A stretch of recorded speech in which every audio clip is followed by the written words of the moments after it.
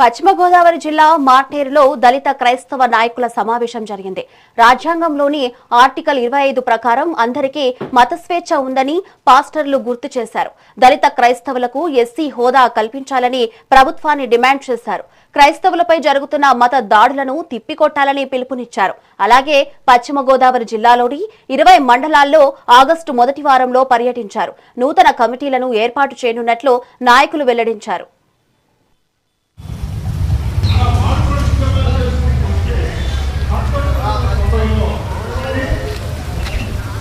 క్రైస్తవుల ఐక్యత, క్రైస్తవుల ఐక్యత. 13 రాష్ట్రాల్లో అమలులో ఉన్న యాంటీ కన్వర్షన్ లాస్ ను వెంటనే రద్దు చేయాలి. 13 రాష్ట్రాల్లో ఉన్న యాంటీ కన్వర్షన్ లాస్ ను వెంటనే అమలు చేయాలి. దళిత క్రైస్తవ బిల్లును పార్లమెంట్ లో 13 రాష్ట్రాల్లోని యాంటీ కన్వర్షన్ లాస్ ను దళిత క్రిస్టియన్ బిల్లును వెంటనే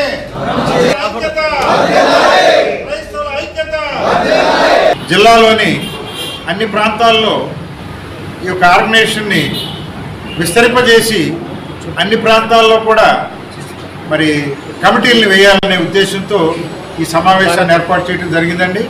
ఈ సమావేశానికి వెస్ట్ గోదావరి జిల్లాలోని అన్ని మండలాల నుంచి కూడా కార్యకర్తలు వచ్చారు. అదేవిధంగా ఈస్ట్ గోదావరి, మరి ఏలూరు జిల్లా, ఇతర ప్రాంతాల నుంచి కూడా ఆర్గనైజర్స్, ఖమ్మం జిల్లా నుంచి కూడా ఆర్గనైజర్స్ రావడం జరిగింది. క్రిస్టియన్ డెమోక్రటిక్ మూవ్మెంట్ యొక్క ముఖ్య ఉద్దేశం క్రైస్తవుల యొక్క మతపరమైన హక్కుల్ని కాపాడుకోవటం, రెండవది వారి యొక్క సామాజిక హక్కుల్ని కాపాడటం. ఉదాహరణకి దళిత క్రిస్టియన్ రిజర్వేషన్ బిల్ మరి పార్లమెంట్లో చట్టాన్ని చేయాలని మేము ఎప్పటి నుంచో డిమాండ్ చేస్తున్నాం. అదేవిధంగా క్రైస్తవుల యొక్క ఆర్థిక అభివృద్ధి కావాలని మేము కోరుతున్నాం. మరి బడ్జెట్లో ఎంతో డబ్బు ఖర్చు పెడుతున్నారు కేంద్ర ప్రభుత్వము, రాష్ట్ర ప్రభుత్వాలు, కానీ క్రైస్తవ సమాజానికి ఎటువంటి మేలు కలగట్లేదు. అందవలసిన మరి ఫలాలు క్రైస్తవులకి అందట్లేదనేది మా ఆరోపణ.